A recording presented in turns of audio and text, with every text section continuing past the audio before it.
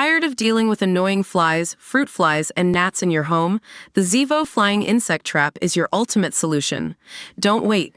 Check out the link in the video description now to get your Zevo Flying Insect Trap on Amazon and enjoy a bug-free home today. A Labour government cannot be trusted with the nuclear button, the Defence Secretary warned yesterday.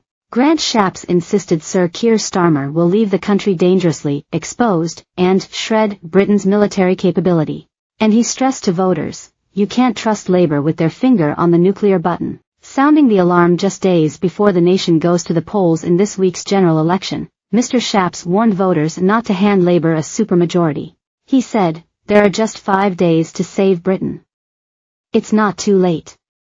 This is a flash warning. In an exclusive interview, the Tory Big Beast tore into members of Sir Keir's shadow cabinet who voted against renewing Britain's nuclear deterrent. They include its deputy leader Angela Rayner, who voted against it in 2016 under Jeremy Corbyn. She has stuck to her guns during the 2024 election race, despite Sir Keir announcing a triple lock vow to maintaining the deterrent.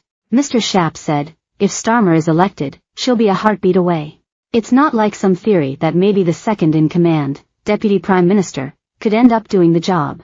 We'd then have somebody who doesn't believe in and has voted against Trident in charge of our nuclear deterrent. I think that is a frightening prospect. And Mr. Shapps took aim at Shadow Foreign Secretary David Lammy, who also voted against Trident but has since U-turned, saying that he is now 100% behind it. Mr. Shapps accused Mr. Lammy of student politics, adding, I can tell you from my experience as Defense Secretary, not firing it, but just having it there enables you to make decisions. I can't really go into details. But it enables you to make decisions in a way that you wouldn't if you didn't have a nuclear deterrent. Mr. Lammy has previously called Donald Trump a neo-Nazi sympathizing sociopath. Mr. Shapps said the comments were naive and stressed the importance of Britain's relationship with the U.S.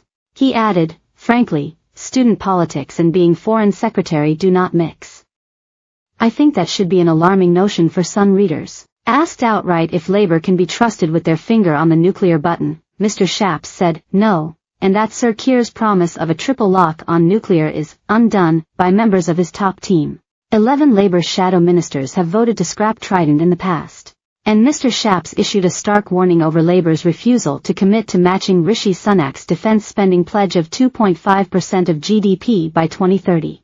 He said Labour's lack of a timetable means big defence cuts, adding, it is, in my view, completely irresponsible of Starmer not to have followed us on the 2.5% commitment with a timetable, and it leaves our country exposed, and dangerously so. His team claimed it means projects like future aerial combat systems, munitions and support ships could face cuts under Labour. Mr. Shapps warned that if Labour wins the election next week, they will make cuts this year.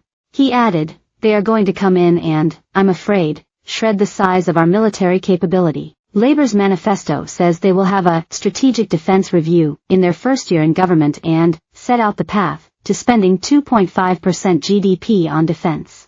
But Mr. Shapps said Labour's plan for a review was the last thing we needed and could take up to 2 years. The Tories have promised to fund their defence spending plan by cutting the civil service back to the size it was pre-pandemic. But Mr. Shapps said Labour's relationship with the unions leaves them hamstrung on doing the same. And asked if he believed Sir Keir was strong enough to stand up to tyrannical Russian President Vladimir Putin, Mr. Shapps shot back, I don't think he's strong enough to even stand up to Angela Rayner. The senior cabinet minister struck a diplomatic tone when asked about Joe Biden's disastrous TV debate against Donald Trump this week. The president is facing calls to stand aside in the U.S. election after he stumbled over his words. But Mr. Shapps said, I think it's always appropriate for British politicians not to intervene in foreign elections. Concerns have been raised that if Mr. Trump wins the presidency again, Putin will see it as a green light to advance further into Ukraine. And earlier this year, Mr. Trump suggested the U.S. would not protect its NATO allies failing to.